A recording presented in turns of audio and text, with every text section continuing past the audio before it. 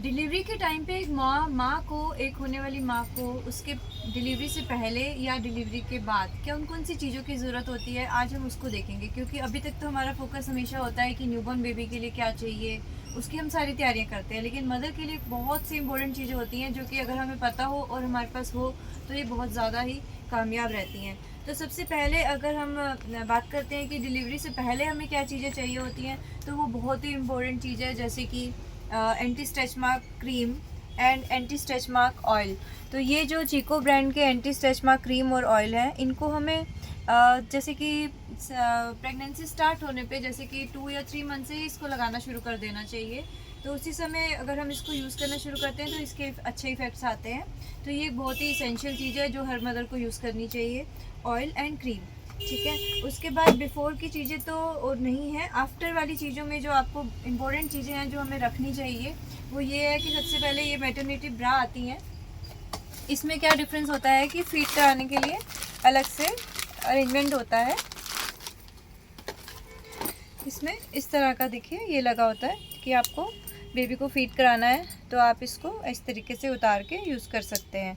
तो ये कई लोग इसको अवॉइड करते हैं कि वो ना ही पहने, लेकिन ये पहनना ज़रूरी होता है। अदरवाइज़ बिल्कुल ही जिसे कहते हैं ना कि ब्रेस्ट बिल्कुल ही डी शेप हो जाती है, आप नहीं ठीक रह पाते हैं। तो ये ज़रूर यूज़ करनी चाहिए। इसके लिए हमें बस ये है कि हमें फीडिंग ब्रा यूज़ करनी चाहिए सेपरेट। उसके बाद जो हमें डिलीवरी के टाइम पे यूज़ होती है वो बहुत ही इंपॉर्टेंट चीज़ है कि ये इस तरीके की ना डिस्पोजेबल पैंटीज़ आती हैं। तो ये आपको ज़रूर हॉस्पिटल कैरी करनी चाहिए। इस तरह के पैक होते हैं, इसको क्या है कि यूज़ किया एंड थ्रो कर दिया, तो ये चीज़ यूज़ करनी चाहिए। उसके बाद आपको जब हम बात करते हैं कि अब हमारा बेबी हो गया, डिलीवरी हो गई है, तो हमें क्या क्या दिक्कतें आती हैं और क्या चाहिए। अगर आपका ठीक से फीड नहीं आ पा रहा है तो ऑब्वियसली आपको डॉक्टर भी बोलेंगे और आपको बाद में भी लेनी पड़ेगा, ब्रेस्ट पम्प लेना पड़ेगा। तो ब्रेस्ट पम्प में क्या होता है कि पहले तो आज की डेट में ढेरों ब्रांड्स हैं, तो वो आप ऑनलाइन सर्च कर लीजिएगा आपको कौन सा अच्छा लग रहा है। मेरा मकसद यहाँ पे सिर्फ आपको ये गाइड करना है कि आपको क्या क्या चीज़ें चाहिए होंगी। तो आपको ब्रेस्ट पम्प चाहिए होगा। इसमें क्या होता है कि मैनुअल भी आते हैं और इसके अंदर इलेक्ट्रिक भी आते हैं, सिंगल ब्रेस्ट वाले भी आते हैं, डबल ब्रेस्ट वाले भी आते हैं, तो ये डिफरेंट होते हैं। लेकिन अगर आपको लगता है कि आप यूज़ कम होने वाला है, आप वर्किंग नहीं है और फॉर द टाइम बिंग चाहिए, तो आप मैनुअल ले सकते हैं। ठीक है, तो ब्रेस्ट पम्प चाहिए होता है हमें। कई लोगों को लगता है कि ये यूज़लेस चीज़ है, लेकिन ये अच्छी चीज़ है। उसके बाद हमें चाहिए होता है, कभी कभी क्या होता है, कभी कभी नहीं, काफ़ी टाइम ऐसा हो जाता है कि बेबी को फीड कराते समय मदर्स को बहुत ज़्यादा ही निपल्स में पेन होता है। तो वो क्या होता है कि उससे बचने के लिए निपल शील्ड आता है। तो इसके अंदर भी जो ये पिजन की क्वालिटी है, ये बिल्कुल थिन एकदम बढ़िया वाली इसके अंदर सिलिकॉन होता है। तो ये आपको यूज़ कर सकते हैं, इस तरीके का आता है ये निपल के आगे रख के इससे बेबी को फीड कराया जाता है। ये देखिए ये एकदम थिन होगा इसके अंदर, जैसे ये देख रहे हैं ये 2 दिए हुए हैं।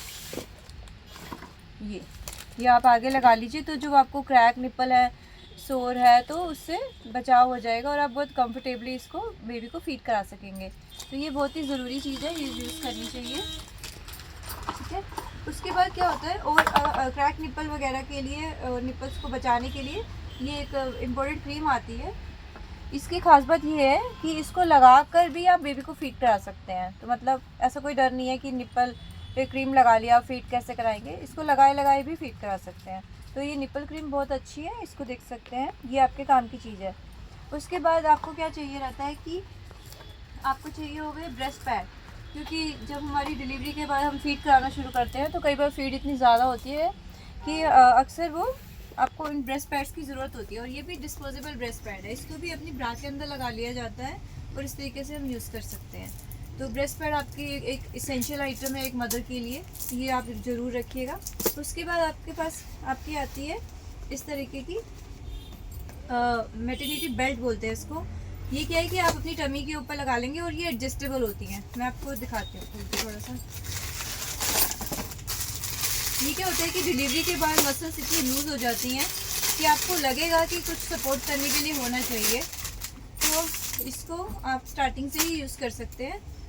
तो बाकी सिजेरियन सेक्शन में आप अपना डॉक्टर से पूछ सकते हैं कि कितने टाइम बाद, वैसे इसको 1 मंथ के बाद सी सेक्शन में यूज़ कर सकते हैं और नॉर्मल डिलीवरी में नेक्स्ट डे से ही आप यूज़ कर सकते हैं। तो ये एडजस्टेबल होती है, तो आपने इसको लगाया और ऐसे इसको एडजस्ट कर सकते हैं इस पॉइंट के ऊपर। ये ऐसे ऐसे ऐसे आप इसको एडजस्ट कर सकते हैं। तो ये एडजस्टेबल भी होती है और ऐसे इस तरीके से टमी को पूरा सपोर्ट करती है। तो ये भी बहुत अच्छी है और बहुत ज़रूरी चीज़ है, तो इसको भी आप ध्यान में रखिएगा अपनी प्रिपरेशन में। और ये जो मैं आपको दिखा रही हूँ ये है हमारा नर्सिंग रैप। तो क्या होता है कि जो आजकल तो हम सब वेस्टर्न ही पहनते हैं, चुन्नी दुपट्टे हमारे पास इतने नहीं होते, और जब हम बेबी को फीड कराते हैं तो रखने के लिए ऊपर से सामने कुछ भी नहीं होता, तो ये इस तरह के नर्सिंग रैप अच्छे चलते हैं।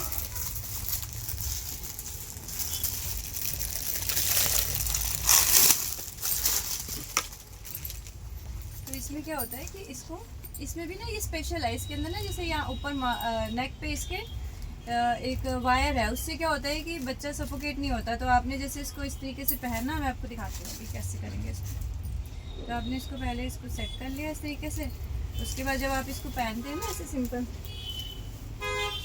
तो ये जो पार्ट है ना ये ऐसे थोड़ा सा खुला सा रहता है। अभी मैंने इसको बंद नहीं किया था ठीक से, इसलिए ऐसे खुल गया ये। तो इसके बाद आप इससे फीड करा सकते हैं इजीली। ये देखिए, ये आपने इसको लिया, और जो आम होंगे ना वो क्या होंगे एकदम से चिपक जाते हैं, लेकिन जो ये वायर वाला ना ये थोड़ा स्पेस छोड़ता है, इससे क्या एयर जाती रहती है, तो बेबी को अंदर हवा लगती रहती है, ब्रीदिंग में दिक्कत नहीं होती है। तो ये आपने नर्सिंग रैप यूज़ किया। उसके बाद जो आपके यूज़ का है